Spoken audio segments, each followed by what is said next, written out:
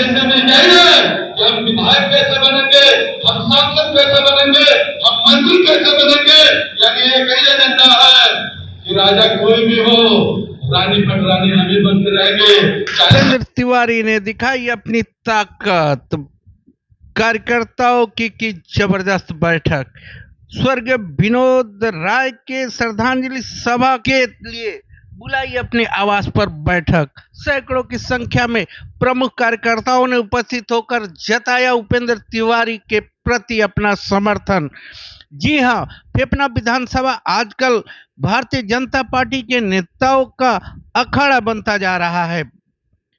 Bharatiya Janata party के कई प्रत्याशी फेफना विधानसभा में अपनी किस्मत आजमाने के लिए लगातार दौरा कर रहे हैं, लोगों से जनसंपर्क कर रहे हैं। वही यहां से 2 बार विधायक रहे पूर्व मंत्री उपेंद्र तिवारी भी अपने तर्कस के तीरों को कस रहे हैं और यह देख रहे हैं कि उनके तीर कहीं चूक तो नहीं गए हैं। जी हां, उपेंद्र तिवारी यह साबित करने पे लगे हुए हैं कि आज भी उपेंद्र तिवारी फेफना विधानसभा में भाजपा के सबसे मजबूत प्रत्याशी साबित होंगे। जी हां, मौका था स्वर्गीय विनोद राय की नवी पुण्यतिथि के आयोजन के सिलसिले में बैठक की, जो उपेंद्र तिवारी के टैगोर नगर स्थित आवास पर बुलाई गई थी। विपरीत मौसम के बावजूद सैकड़ों की संख्या में प्रमुख कार्यकर्ताओं ने आकर यह दर्शा दिया कि उपेंद्र तिवारी के प्रति आज भी जन समर्थन फेफना विधानसभा में ज्यादा है। वही उपेंद्र तिवारी ने कार्यकर्ताओं को संबोधित करते हुए अपने ही दल के एक पूर्व मंत्री पर बहुत बड़ा कटाक्ष कर डाला। उपेंद्र तिवारी ने कहा कि कुछ लोगों की निष्ठा भाजपा या पार्टी में नहीं होती, उनकी निष्ठा यह होती है कि राजा कोई भी हो, पटरानी और रानी वही बनेंगे। यानी कि उन्होंने सीधे सीधे आरोप लगा दिया कि सत्ता की लालसा में कई लोग दलों को छोड़कर यह आए हुए हैं। जी हां, बता दें कि भारतीय जनता पार्टी की तरफ से पूर्व मंत्री नारद राय और राज्यसभा सदस्य नीरज शेखर की पत्नी भी चुनावी प्रचार कर रही हैं और अपनी जमीन तलाश रही हैं। वही उपेंद्र तिवारी अपनी जमीन को सुदृढ़ करने पे लगे हुए हैं और जमीन को देखना चाहते हैं कि क्या उनके कार्यकर्ता आज भी उनके साथ है कि नहीं। आज की बैठक ने यह साबित किया कि उपेंद्र तिवारी अभी चूके नहीं हैं और बाकी लोगों से भारी पड़ सकते हैं। आने वाला समय ही बताएगा या भारतीय जनता पार्टी किसको टिकट देगी। लेकिन उपेंद्र तिवारी ने स्वर्गीय विनोद राय की श्रद्धांजलि सभा के आयोजन के नाम पर जो अपना शक्ति प्रदर्शन किया है, उसमें वो सफल होते दिख रहे हैं। 2019 में बलिया कितना से जीते थे? 22,000 लोग से। बलिया विधानसभा कितना से जीते थे? 43,000 लोग जीते थे। 2019 में आनंद स्वरूप शुक्ला विधायक थे। वीरेंद्र भैया हमारे लोकसभा के कैंडिडेट थे और नागेंद्र पांडे 2009 में भारत के बाद 2014 के चुनाव में पहले आ गए। सपा बसपा का गठबंधन भारतीय समाज पार्टी अलग लड़ रहा है। हम 47,000 वोट से जीते थे। मैं 2019 में मंत्री था, अपना विधानसभा में देख रहा था, पूरे लोकसभा को भी देख रहा था और सलेमपुर और घोसी का भी प्रभारी था। पूरी ताकत हमने लगा दिया था। आज हरगोविंद भैया नहीं है, उनको भी मैं श्रद्धांजलि करता हूं। हमारे पचगावा के कुछ मित्र हैं जो आए कभी किसी चुनाव में हमने आज तक नहीं किया होगा, उनके आज 3,500 से हम लोग जीते थे। कितना से जीते थे? 3,500। जबलपुर कितना से हारे थे? 30,000। मोहम्मदाबाद कितना से हारे थे? 28,000। फिर भी लोकसभा का चुनाव 13,000 वोट से हम लोग जीते थे। अब 2024 का चुनाव हुआ, बहुजन समाज पार्टी अलग लड़ रही थी और समाजवादी पार्टी के कैंडिडेट अलग लड़ रहा था कि नहीं लड़ रहा। भारतीय समाज पार्टी, स्वराज्य पार्टी और भारतीय जनता पार्टी संयुक्त रूप से लड़ रहे थे। अंतर कितना था कि भाई सतना में, अरे बैरिया में एक बार 8,000 वोट से, एक बार 8,000 वोट से 8,000 वोट से हारा, यानी 22,000 से पिछली बार जीतते थे और 8,000 से हारे हैं। दोनों को जोड़ेंगे तो कितना जाएगा? 22, 8, 30,000। बलिया विधानसभा में पिछली बार 47,000 से जीते थे और जब से यहाँ पे पर्चे ही खत्म हो गया थे, क्योंकि सपा के विधानसभा वाले नेता भाजपा में आ गए तो विपक्ष खत्म था। सपा अलग लड़ रहे थे, बसपा अलग लड़ रहे थे। हमारे मंत्री जी यहाँ से मंत्री थे, वीरेंद्र भैया के साथ साथ हमारे नीरज भैया कैंडिडेट थे और तो हम कितने से जीते हैं? 5,000 से। 42,000 वोट कहां से हमारे? बलिया से। और अगर पिछले 45,000 लोगों को जोड़ेंगे तो डिफरेंस कितने का आएगा? 89,000 वोट से। कितने का आएगा भाई बताओ ना, मैथमेटिक्स में है क्या? अगर 47 और 42 दोनों को जोड़ देंगे तो कितने का आएगा? 89,000 वोट। और नीरज भैया हारे कितने से? 43,000 वोट से। अब बताओ कि कहां हारे हैं? अब खुली बात करता और इसलिए मठाधीशों पर कभी नहीं जाता, मठाधीशों से लड़ना चाहता। और जब जनता जनार्दन ठीक रहेगी तो यही जनता जनार्दन 2002 के चुनाव में घटना विधानसभा की टीम थी। आज गर्व के साथ कर रहा हूं कि घटना विधानसभा की ए टीम और बी टीम ही है, बाकी C D E Bahujan Samaj party Congress party वाले हैं। आप घटना पे आ जाइए। अब बताइए, यह फैक्ट है कि हम किसी दिन कार्यालय में नहीं गए, इसलिए हमने नीरज भैया से कहा कि राजनीति में सहयोग सबका ले सकते हैं, लेकिन उसका तरीका अलग है। जो 2022 के चुनाव में हम लोग का विरोध, जो 6 नवंबर के चुनाव में भाई अमरजीत से लेकर बीजेपी का विरोध किया, आप उनका सहयोग लीजिए या उनके लिए अलग कार्यालय खोल जाए या अपने घर से संचालित करिए। नहीं तो जब बूथ पर विरोध करने वाला कार्यकर्ता एक कार्यालय से जीतेगा तो पार्टी का कार्यकर्ता है वहां। और उसके बाद अकेले आप सबके सहयोग पे अगर एक पैसा किसी भी चुनाव में हम लोगों ने किसी का दिया हो, हाँ अमरजीत सिंह के सामने कहा कि नीरज भैया ने संसाधन बहुत दिया है, गाड़ी घोड़े का अभाव नहीं, अभी भी मैं कह रहा हूँ। स्टीकर का अभाव था, हैंडबिल का अभाव था। जब समीक्षा हो रही थी विवेक ठाकुर और 23 मई को हम लोग बैठे थे और 23 मई को बैठा करते उसी तरह स्टीकर में समाहित मुद्दे को था कि हमारे कैंडिडेट 10 तारीख को 10 अप्रैल की घोषणा हो गई और आज हम 23 मई तक हमारा स्टीकर हैंडबिल नहीं आया, 2 नया लोग संशोधक 2 नहीं आया। इस पर चिंता होनी चाहिए और जल्दी आना चाहिए। हमने बोला भाई सबने यार समझे ठीक थे और इसलिए हमने चेयरमैन साहब से कहा और से बड़ा गांव के 400-500 लोग इकट्ठा किया और हमने कहा कि भाई ये आसमान शांति लड़ाई और हम भी खाती थे, इसलिए नीरज भैया को किसी भी कीमत से घटना सामनों को जिताना है। और इसलिए चेयरमैन साहब आप अपने कार्यालय को भंडारा सुनाइए, गाड़ी घोड़ा वहां से मिल रहा है। इसके अलावा पटना विधानसभा में कमल को खिलाने के लिए और नीरज शेखर जी के सांसद बनाने के लिए धन मान धन जन अगर जरूरत पड़ेगी तो किसी चीज का अभाव नहीं होगा, नहीं है। उनके एजेंडे में नहीं है कि हम विधायक कैसे बनेंगे, हम सांसद कैसे बनेंगे, हम मंत्री कैसे बनेंगे।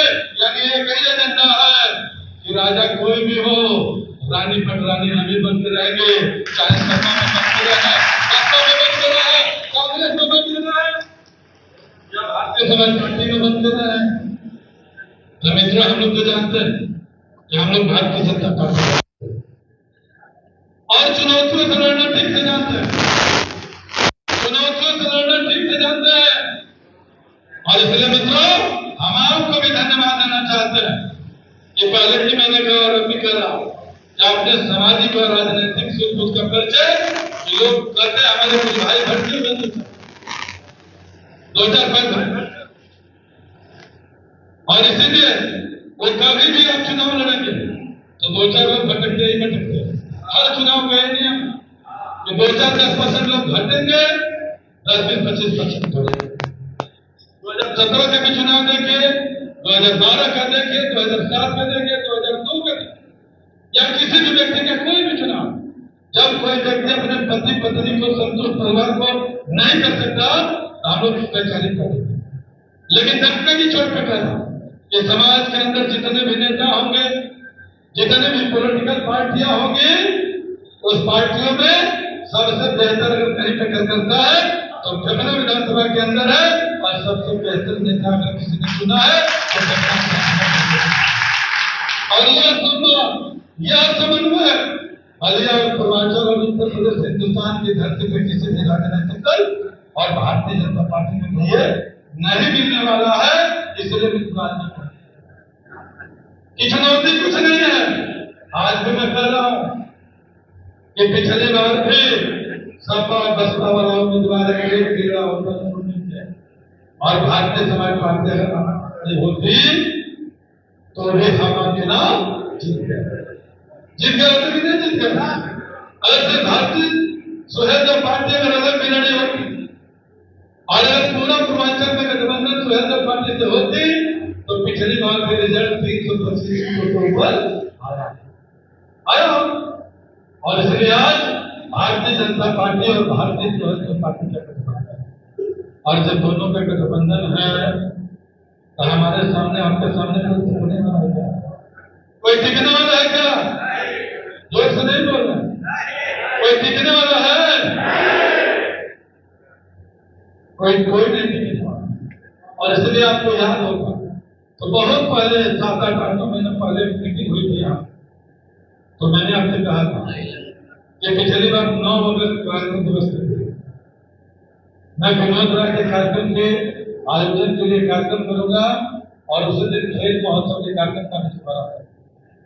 लेकिन जब मैंने कैलेंडर को देखा तो 9 अगस्त को रक्षाबंधन का त्योहार, 9 अगस्त को रक्षाबंधन का त्योहार,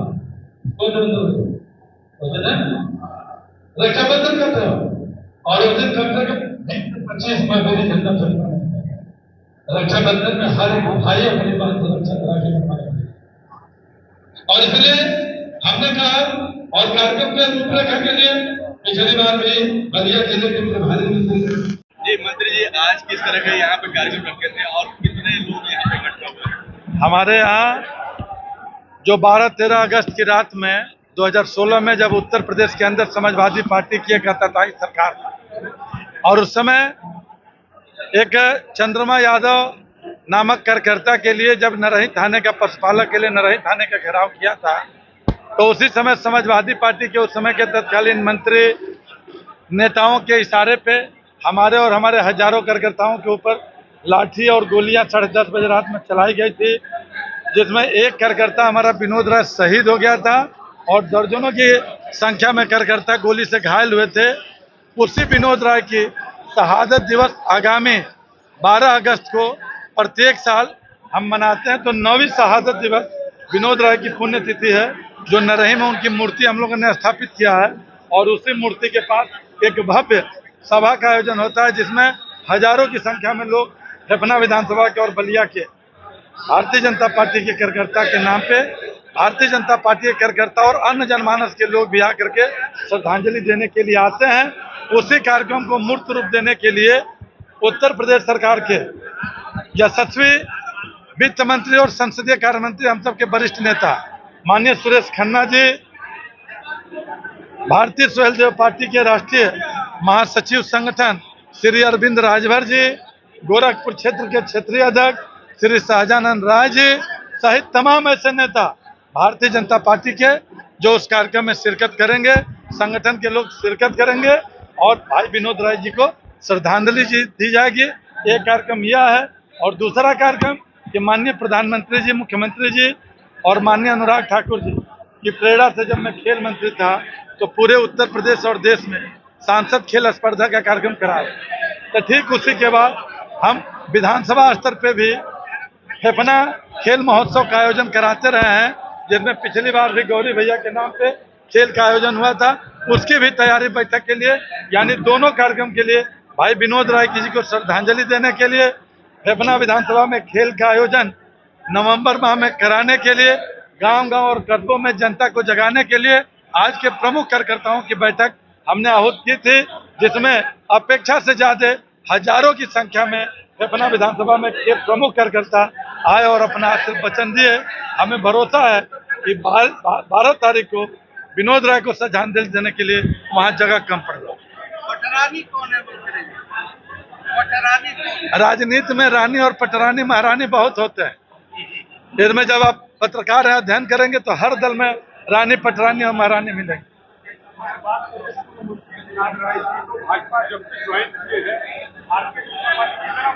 देखिए, किसी के व्यक्तिगत नाम लीजिए, भारतीय जनता पार्टी अपने आप में इतनी मजबूत है कि भारतीय जनता पार्टी के कार्यकर्ताओं के बल पे यह भारतीय जनता पार्टी दुनिया की सबसे बड़ी पार्टी उभर करके आई।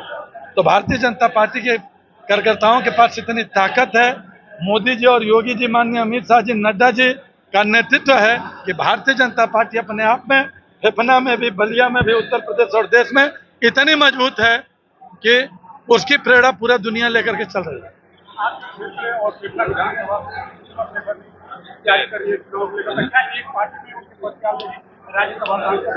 देखिए, लोकतंत्र में हर एक व्यक्ति को अपनी बात कहने का अधिकार है और इसलिए हर एक आदमी को घूमना चाहिए।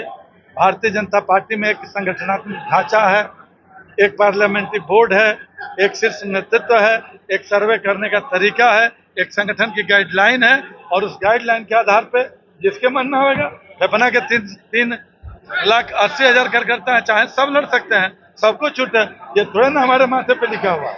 जो जनता के बीच में काम करेगा वो करेगा। तमाम ऐसे लोग घूमते रहे हैं, हमेशा घूमते हैं।